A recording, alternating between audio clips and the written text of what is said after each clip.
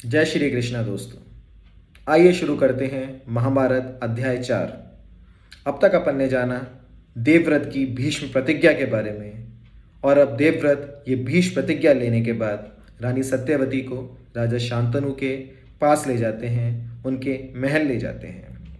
रानी सत्यवती भीष्म का बहुत धन्यवाद देती हैं, पर राजा शांतनु ये सब जानकर भीष्म प्रतिज्ञा को जानकर बहुत ही क्रोधित होते हैं और बहुत ही व्यथित होते हैं। वो भीष्म को बोलते हैं, तुमने ऐसा क्यों किया पुत्र? भीष्म बोलते हैं, एक राजा प्रजा का ध्यान नहीं रखे और जिंदगी भर मुंह में पड़ा रहे कि प्रजा के लिए अच्छा नहीं है, इसलिए मैंने ये निर्णय किया और ये प्रतिज्ञा ली। राजा शांतनु को प्रजा भी स्वीकार नहीं करती, राजा शांतनु को गुरु भी स्वीकार नहीं करते, पर भीष्म के समझाने के बाद राजा शांतनु को सब स्वीकार धीरे धीरे करने लगते हैं। पर राजा शांतनु और रानी सत्यवती को ये बात मन ही मन खाई जाती है कि सत्यवती के पिता के कारण, राजा शांतनु और सत्यवती के प्रेम के कारण भीष्म को देवव्रत को युवराज से अधिकार छोड़ना पड़ा और हस्तिनापुर को एक योग्य राजा नहीं मिल पा रहा है। कुछ ही समय में रानी सत्यवती और राजा शांतनु को दो पुत्रों की प्राप्ति होती है, चित्रांगद और विचित्रवीर्य। चित्रांगद को गद्दी पर बिठाया जाता है उसके बड़े होने पर वो एक गंधर्व के साथ युद्ध में वीर गति को प्राप्त होते हैं। उसके बाद विचित्रवीर्य को गद्दी पर बिठाया जाता है और वो बहुत ही अच्छे तरीके से हस्तिनापुर का राजकार्य संभालते हैं और बहुत ढंग से शासन चलाते हैं। उसी समय एक खबर आती है हस्तिनापुर के अंदर कि काशी नरेश की 3 बेटियों का स्वयंवर होता है, पर उसमें हस्तिनापुर को इनवाइट नहीं किया जाता। ये बात सुनकर भीष्म बहुत क्रोधित होते हैं और उस सभा में हस्तिनापुर का राजा विचित्रवीर्य का प्रतिनिधि बनकर पहुंच जाते हैं। ये सभा कोई आम सभा नहीं है, ये स्वयंवर कोई आम स्वयंवर नहीं है। ये भीष्म की मृत्यु के बारे में होने वाला एक स्टार्ट है, जहाँ से ये रूपरेखा तैयार होगी कि भीष्म कैसे मारे जाएंगे। वो कहानी हम आगे जानेंगे आखिरी के कुछ अध्याय में। उस सभा में राजा शाल भी होते हैं, जो कि काशी नरेश की बड़ी बेटी अम्बा से प्यार करते हैं, पर उस स्वयंवर में भीष्म के आगे कोई कुछ बोल नहीं पाता, टिक नहीं पाता और भीष्म तीनों रानियों को अपने साथ ले जाते हैं। रास्ते में जब वो हस्तिनापुर जा रहे थे, राजा शाल भीष्म पर आक्रमण कर देते हैं, पर भीष्म उनको वहीं धराशायी करते हैं और एक बार और जीवन दान देते हैं। जैसे ही तीनों रानियों को लेकर अम्बा, अंबिका, अंबालिका को लेकर भीष्म राजमहल पहुंचते हैं, उनकी रानी सत्यवती से भेंट होती है। अम्बा तभी रानी सत्यवती को बोलती है, मैं अपना दिल शाल महाराज को दे चुकी हूँ और यहाँ हस्तिनापुर महाराज विचित्रवीर्य से विवाह नहीं कर सकती। रानी सत्यवती और भीष्म ससम्मान रानी अम्बा को शाल महाराज के पास भेजते हैं, पर शाल महाराज अम्बा को स्वीकार नहीं करते हैं। वो बोलते हैं, मैं दान में दी हुई चीज को स्वीकार नहीं करता।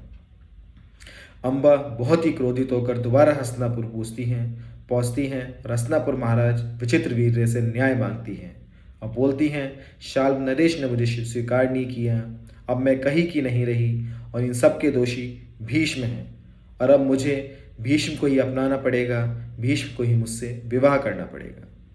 भीष्म रानी अम्बा को बताते हैं, मैं वचनबद्ध हूँ, प्रतिज्ञाबद्ध हूँ, आजीवन विवाहित रहूँगा, इसलिए आपसे विवाह नहीं कर सकता।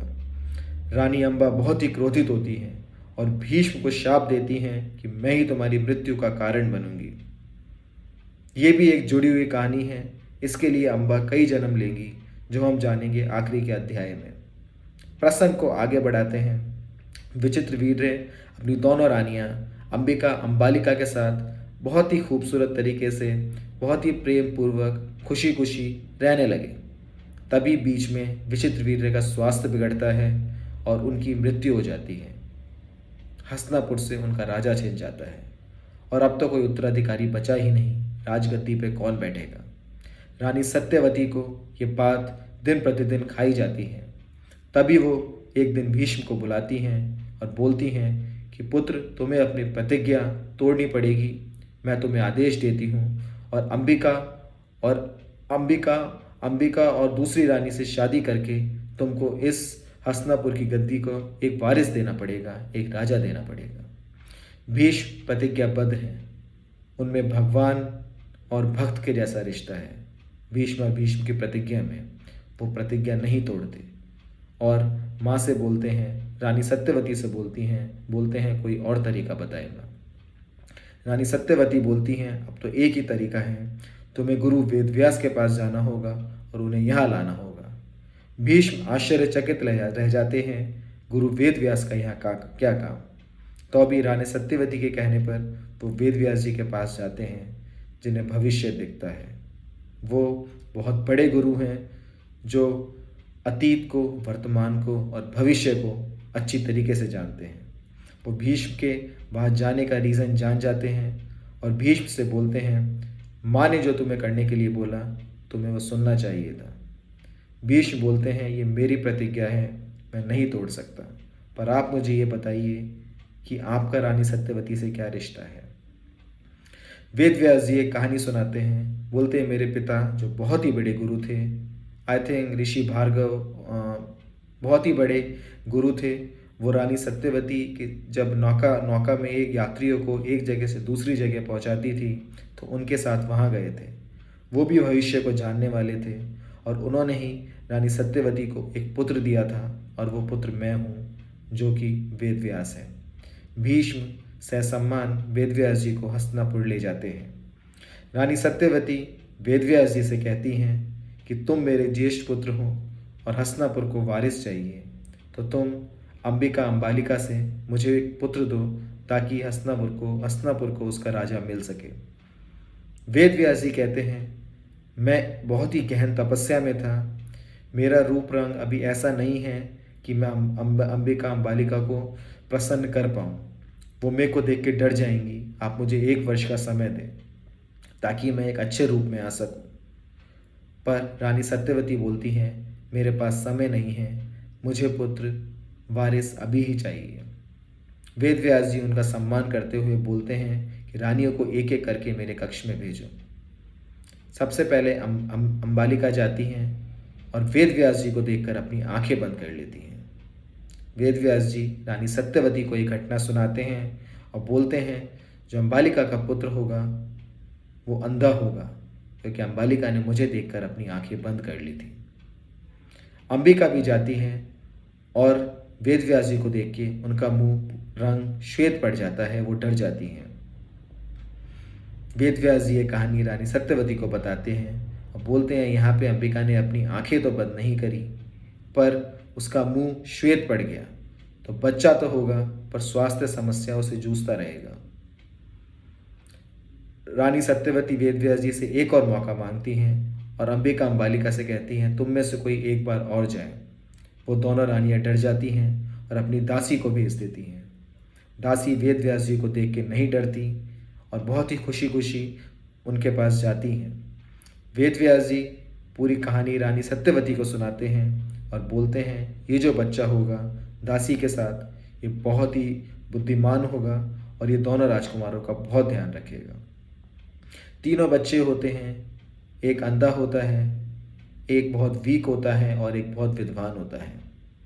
बच्चे बड़े होते हैं, उनके कुछ बड़े होने पर भीष्म उन्हें अपने साथ शिक्षा लेने के लिए चले जाते हैं और शिक्षा उपरांत शिक्षा खत्म होने के बाद तीनों को लेके आते हैं, धृतराष्ट्र को, पांडु को और विदुर को। जिसमें धृतराष्ट्र अंधे होते हैं, पांडु बहुत वीक होते हैं और विदुर जो दासी पुत्र हैं बहुत ही बुद्धिमान होते हैं।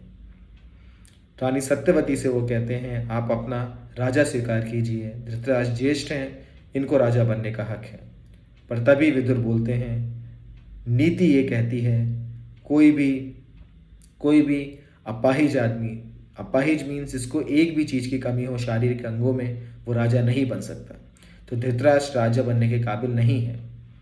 ऑल्दो वो कैपेबल हैं पर वो राजा नहीं बन सकते अपने अंधेपन के कारण, तो ये गद्दी पांडु को मिलनी चाहिए। पांडु बोलते हैं, नहीं, मेरे ज्येष्ठ भ्राता धृतराष्ट्र ही राजा बनेंगे। पर ज्येष्ठ भ्राता धृतराष्ट्र बोलते हैं दुखी मन से ऑल्दो कि पांडु को ही राजा बनाइए। रानी सत्यवती पांडु को राजा घोषित करती हैं। पांडु का राज्याभिषेक होता है और हस्तिनापुर को अपना नया राजा मिलता है। जो गद्दी काफ़ी टाइम से खाली थी, तभी उस गद्दी को पांडु भरते हैं और पांडु हस्तिनापुर के नए राजा बनते हैं। अब यहाँ से बहुत ही एंटरटेनिंग महाभारत शुरू होगी, जब आप पांडवों और कौरवों को जानेंगे और बाद में इनके युद्ध की तरफ बढ़ेंगे। महाभारत बहुत ही विचित्र ग्रंथ है मैं कहूँगा, और बहुत ही डीप ग्रंथ है। बहुत सी बातें कही जाती हैं, बहुत बड़ी स्टोरी है। मैं शॉर्ट में आपको सब सुनाने की कोशिश कर रहा हूँ। बिलीव मी, ऐसा युद्ध ना हुआ है, ना ही कभी होगा। जय श्री कृष्ण।